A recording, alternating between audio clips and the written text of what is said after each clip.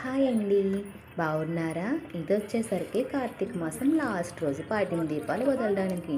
ఇంకా తెల్లవారుజామున 3కి లేచిపోయి స్నానాలు కంప్లీట్ చేసి రెడీ అయిపోయి, పూజ సామాను అయితే రాత్రే సర్దేసుకుని, ఇంకా ఇక్కడికైతే కాలువ దగ్గరికి వచ్చేసాము. ఖాళీ లేదు. ఇక్కడ వేరే ప్లేస్‌లో ఖాళీగా ఉందని అక్కడికి వెళ్ళాము. అక్కడ గుట్టయితే జారుతుంది. భయమేసేసింది. ఇంకా కొంచెం పైగొట్టు మీద ఉండి వాటర్ ఏసి కడిగేసుకుని అక్కడ గౌరీదేవికి, వినాయకుడికి పూజ అయితే చేసేసుకుని, నేను కార్తీక దామోదరుడికి దీపాలైతే వెలిగించేసుకున్నామండి. కార్తీక దామోదరుడికి నమస్కారం చేసుకుని, ఈ సంవత్సరానికి మాకు తోచినట్టు చేసాం తండ్రి, వచ్చే సంవత్సరానికి ఎలాగుంటామో నువ్వే చల్లగా చూడు అనేసి దీపాలైతే వాటర్‌లో వదిలేసిన తర్వాత అక్కడ గుళ్ళో పంతులు గారు పోయి స్వర్గానికి ఎలా వెళ్ళిందని కథ చెప్పారు. అదైతే చదివేసుకున్నాము. అలాగే పూజ చేసుకున్నప్పుడు మొహానికి కుంకుమ బొట్టు, తలలో పువ్వు అయితే ఖచ్చితంగా ఉండాలి. కొసలకి నీళ్ళు కారకూడదు. మూడైతే పెట్టుకుని మనం పూజ అయితే చేసుకోవాలి. ఇంకా శివయ్య దర్శనం చేసేసుకుని అభిషేకం చేసుకుని ఇంటికి వచ్చి